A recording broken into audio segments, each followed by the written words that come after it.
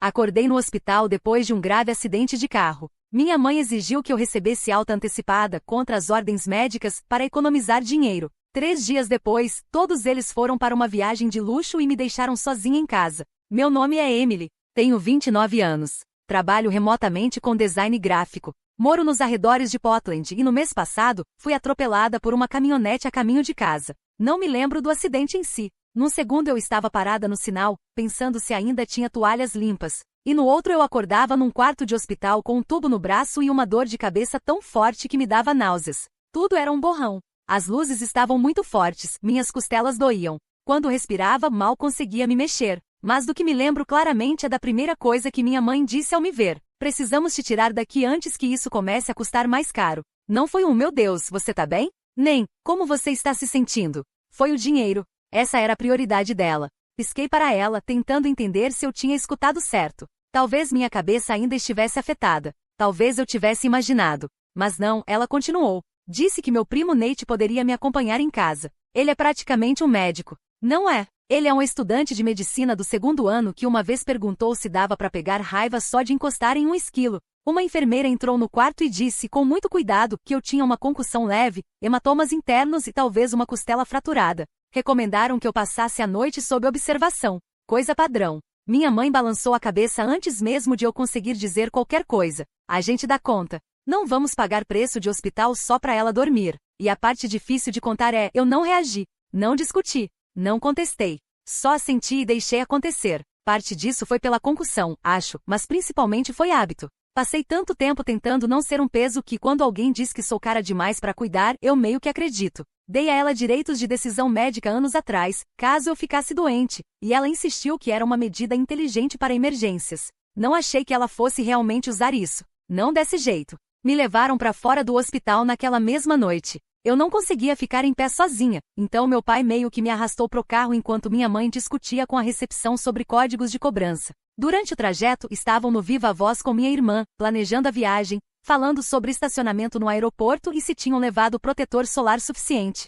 Eu fiquei ali, abraçando um travesseiro contra o lado do corpo, tentando não vomitar. Quando chegamos em casa, me colocaram no quarto de hóspedes, me deram uma garrafa de ibuprofeno e disseram, tenta descansar, a gente sai cedo. E foi isso. Foram embora na manhã seguinte. Simplesmente foram. Sem checar nada, sem deixar contatos de emergência, sem comida estocada. Só uma mensagem da minha mãe mais tarde naquele dia. Diz pra gente se o Nate passar aí. Ele disse que talvez dê uma passada. Ele não passou. Na segunda noite, eu não conseguia me sentar sem ficar tonta. Tive que engatinhar até o banheiro. Em certo momento pensei em chamar uma ambulância. Mas quando abri o app para pedir um Uber, vi minha conta bancária. Estava zerada. Literalmente. $6,74. Eles tinham esvaziado minha conta. Minha mãe tinha acesso para emergências. Acho que ela achou que uma massagem à beira-mar contava como emergência. Foi aí que caiu a ficha. Eu não estava sendo só ignorada. Eu estava sendo usada. Eu não era filha. Eu era carteira reserva, fundo de emergência.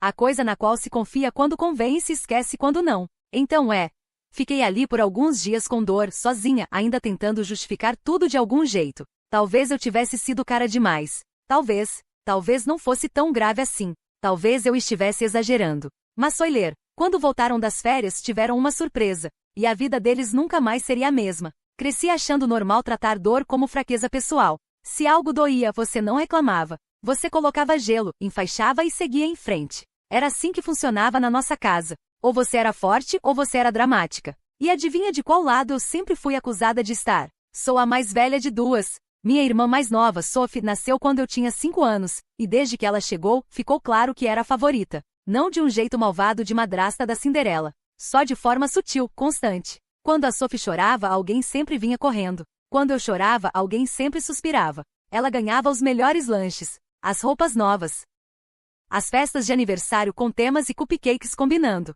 Eu ganhava roupas usadas dos primos e muitos vamos ver que sempre significavam não. Quando quebrei o pulso caindo do balanço aos 8 anos, minha mãe disse que provavelmente era só uma torção. Passei 2 semanas tentando escrever com a mão esquerda antes que finalmente me levassem ao médico. Estava fraturado. Saímos da clínica com uma tala barata e um aviso para ter mais cuidado da próxima vez. Quando a Sophie ralou o joelho no parquinho, foi curativo imediato, spray antisséptico, sorvete. Minha mãe disse que ela foi tão corajosa. Eu tinha quebrado um osso e ganhado uma bronca. Na escola era a mesma história. Eu tirava boas notas. Em silêncio. A Sophie passava numa prova de matemática e o resultado ficava colado na geladeira por um mês. Ela ganhou aparelho, aulas de dança, reforço escolar quando precisava. Uma vez pedi terapia depois de um ano difícil na faculdade e ouvi um discurso sobre como as pessoas hoje em dia são sensíveis demais. Aprendi a parar de pedir, a ser útil. E assim, quando me formei, consegui um emprego razoável e voltei a morar com meus pais para economizar. Pelo menos foi isso que contei para as pessoas. A verdade é que tentei sair de casa, mas meus pais me convenceram com culpa. Você só vai desperdiçar dinheiro com aluguel. A gente poderia usar a ajuda. A Sophie ainda está estudando.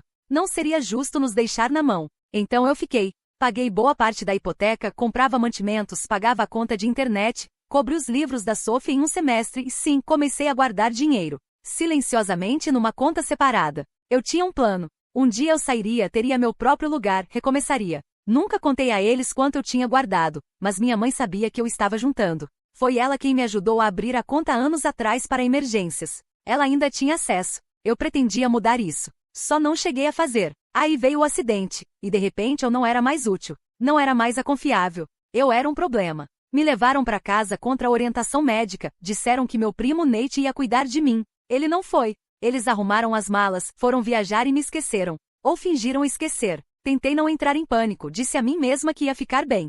Só precisava de alguns dias de descanso. No terceiro dia, eu mal conseguia ficar em pé. Estava tonta e enjoada. Tudo doía. Decidi que já bastava. Eu ia voltar para o hospital. Sentei na beira da cama, segurei o celular e abri o aplicativo do banco para pedir um Uber. Foi aí que vi. R/cifrão 6,74. Pesquei, atualizei o aplicativo, conferi o histórico de movimentações. O dinheiro, a conta que eu vinha alimentando há mais de 3 anos, tinha sumido. Transferido. Tudo. Me senti mal, e não só pela concussão. Fiquei ali alguns minutos tentando me convencer de que era um erro. Talvez eu tivesse clicado errado. Talvez fosse uma falha de exibição, mas no fundo, eu já sabia. Liguei para minha mãe. Ela atendeu no terceiro toque com a voz alta e alegre. Oi, querida. Tudo bem? Acabamos de chegar no resort, o Wi-Fi tá meio ruim.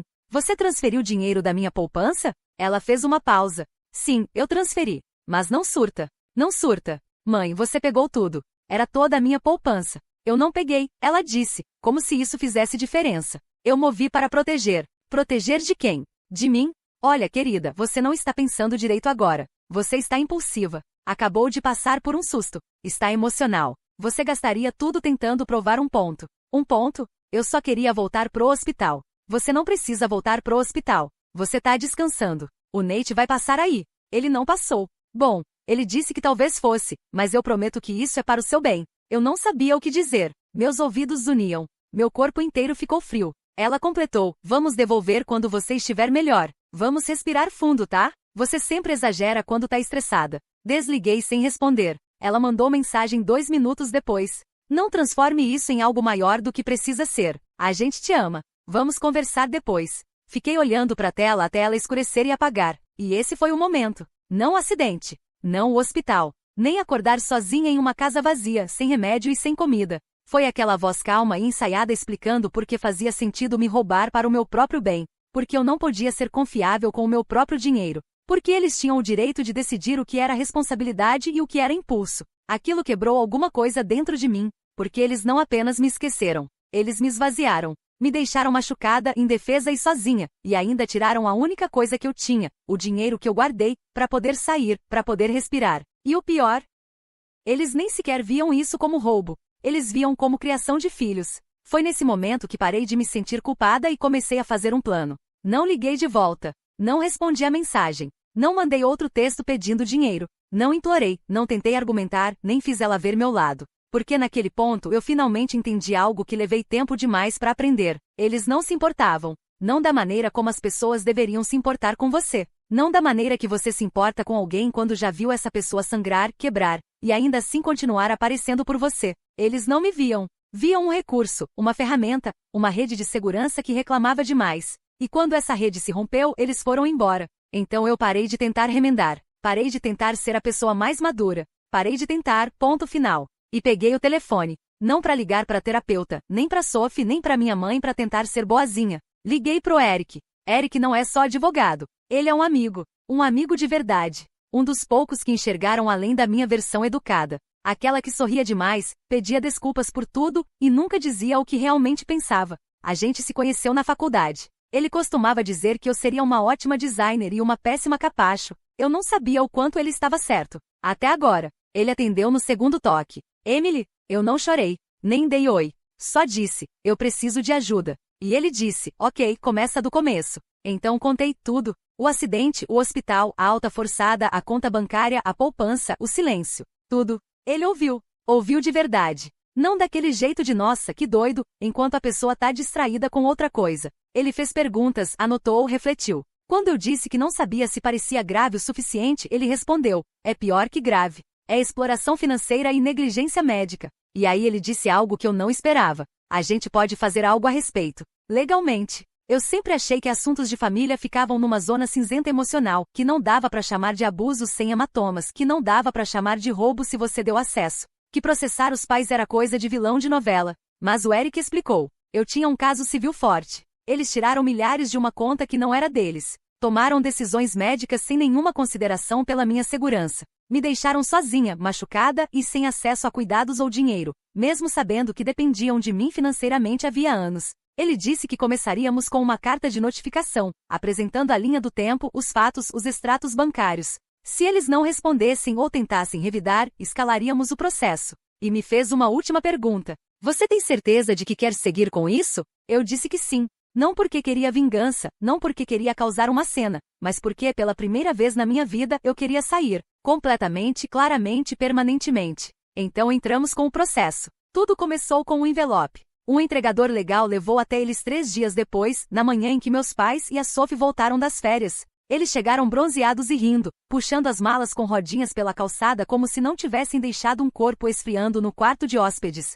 Eu não estava lá, mas ele estava. Eric atendeu a porta, segundo a vizinha da frente, que observa tudo pela persiana. Foi um caos. Gritos, acusações, minha mãe berrando. Você tá falando sério? Ela tá processando a gente. Meu pai xingando baixinho e a Sophie perguntando, o que diabos é isso? Eric não disse muita coisa, só entregou os documentos e deu a eles um cartão. As mensagens começaram a chegar uns 30 minutos depois. Primeiro minha mãe, você tá mesmo fazendo isso? Sério? Depois de tudo que fizemos por você? Depois minha irmã, você tá louca. Não tá pensando direito. Depois meu pai, que nunca manda mensagem. Precisamos conversar. Esse não é o caminho. Não respondi, disse que mandei por e-mail. Uma mensagem, um anexo em PDF com o título caso você tenha esquecido.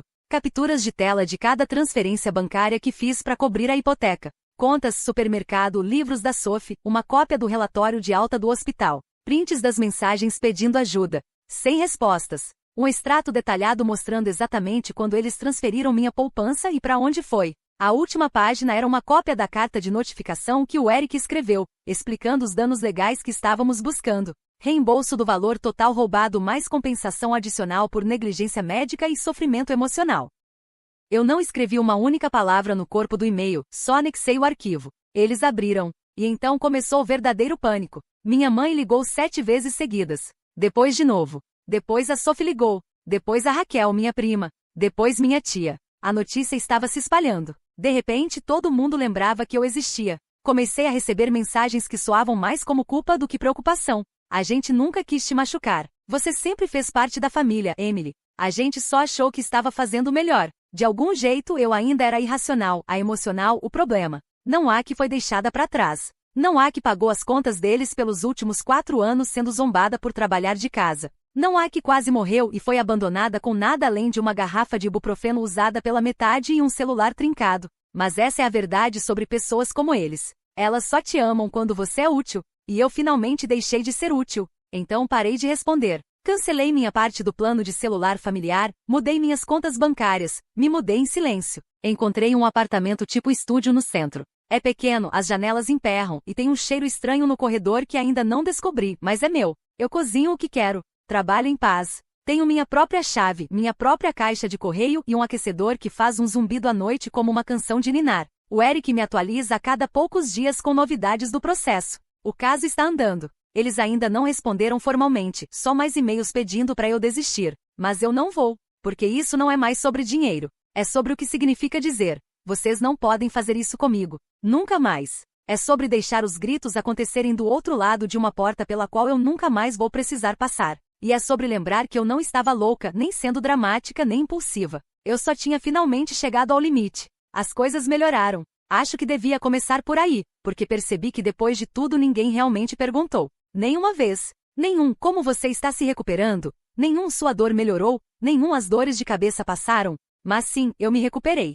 Não da noite pro dia, e definitivamente não por causa de chás caseiros ou boas intenções de quem deveria ter se importado. Levou tempo. Semanas de descanso em silêncio, consultas médicas de verdade, uma fisioterapeuta que não me tratava como um incômodo. Alguns dias em que desabei no meio da escovação porque minhas costelas ainda doíam e eu não sabia se algum dia voltaria a me sentir segura no meu próprio corpo. Mas eventualmente eu melhorei. Encontrei uma médica nova, paguei do meu bolso com a ajuda de um amigo que me emprestou um valor pequeno e recebi o tipo de cuidado que eu deveria ter tido desde o começo. E quando me mudei daquela casa que de alguma forma parecia mais fria que o hospital, comecei a respirar de novo. Respirar de verdade. Respirações profundas completas que não pareciam um luxo. Acho que foi nesse momento que soube que estava realmente livre deles. Quando percebi que a cura era algo que eles ativamente impediram. O processo era só uma formalidade. O Eric cuidou de tudo. Ele foi calmo, firme e absolutamente implacável. Não deixou eu duvidar de mim mesma. Toda vez que eu dizia, será que estou indo longe demais?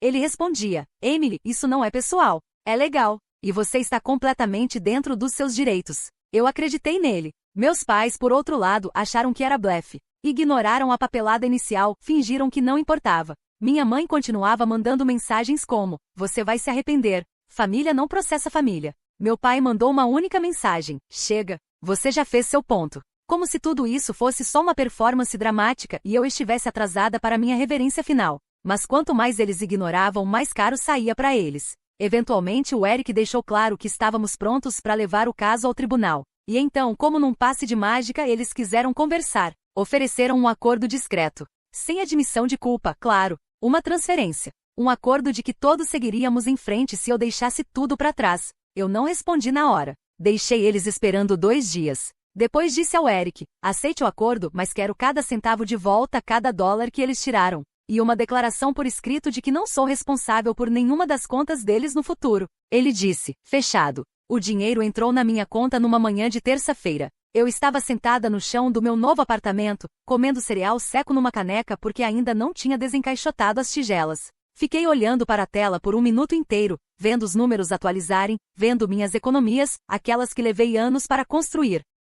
Reaparecer como se nunca tivessem ido embora. E pela primeira vez desde o acidente, me senti eu mesma de novo. Eles não venceram. Eles não me quebraram. Mas com certeza estavam começando a quebrar. Não precisei fazer muito para perceber que a história tinha se espalhado. Alguns parentes distantes mandaram mensagens do tipo, espero que você esteja bem, com aquele tom vago de pedido de desculpas disfarçado. Uma das minhas tias sugeriu que meus pais estavam passando por uma pressão financeira grande ultimamente e que a Sophie estava com dificuldade para lidar com tudo. Não pedi detalhes, mas ouvi o suficiente. Os pagamentos da hipoteca estavam atrasados. As contas de luz e água não estavam sendo pagas. O dinheiro das compras, do qual eles haviam se acostumado a depender, não aparecia mais. Imagino que a casa tenha parecido bem maior sem mim lá. Cômodos vazios, geladeira vazia, conta bancária vazia. A Sophie postou algo vago e amargo no Instagram sobre pessoas que não sabem brincar e serem apunhaladas pelas costas pela própria família. Eu não respondi. Só silenciei a conta dela e voltei para minha vida de verdade. E então, como um relógio, minha mãe me mandou um e-mail. Sem assunto, só um texto enorme. Emily, você já fez seu ponto. Acho que está na hora de deixarmos isso para trás. Famílias brigam, mas não guardam rancor. Você sempre foi a responsável. Nunca quisemos te machucar. As coisas saíram do controle. E sim, talvez tenhamos passado dos limites, mas ainda somos sua família. Não podemos seguir em frente a partir disso? Ela não mencionou o dinheiro, nem o hospital, nem o fato de ter me deixado sozinha e ter tirado minhas economias sem pensar 2 vezes. Só culpa. Uma culpa polida, passivo-agressiva, embrulhada em nostalgia e palavras bonitas. Li 2 vezes, depois encaminhei pro Eric e bloqueei o número dela. Não chorei. Não me senti vingada. Só senti silêncio. E às vezes isso basta. Moro sozinha agora. Um apartamento de 1 quarto. Nada de luxo. As paredes são um pouco finas e o forno faz um barulho estranho, mas é meu. Pago minhas próprias contas. Faço minha própria lista de compras. Vou à fisioterapia 1 vez por mês só para garantir que meu ombro não endureça de novo. Comprei um sofá de segunda mão e uma luminária decente. E quando me sento naquele sofá à noite com a luz suave da luminária iluminando o quarto, sinto algo que não sentia há anos. A verdade que ninguém te conta sobre cortar laços com a família é que não é dramático. Não é uma cena de filme. Não tem grito final nem porta batida. Às vezes é só silêncio. Sem mais mensagens. Sem mais ser drenada. Sem mais andar em ovos pelo conforto dos outros. Só espaço. Só paz. Uma noite, algumas semanas depois do acordo, recebi uma ligação de um número que não reconheci. Deixei tocar. Não deixaram recado. Depois veio outra ligação. Depois uma mensagem. Por favor, Emily, só fala comigo. Não reconheci o número, mas sabia quem era a voz por trás. Não respondi. Em vez disso, fechei o notebook, liguei a chaleira e fiquei olhando a água ferver. E pensei, era isso que eles tanto temiam. Não era o processo, nem o dinheiro. Era eu me escolhendo. Eles passaram anos me fazendo acreditar que eu não valia a pena, que eu tinha sorte de tê-los, que ser útil era o mesmo que ser amada. E agora eu não era mais nenhuma dessas coisas. Eu era só livre. Eles queriam que eu fosse quieta, quebrada e grata. Eu não sou mais nenhuma dessas coisas. E essa é a verdadeira vitória.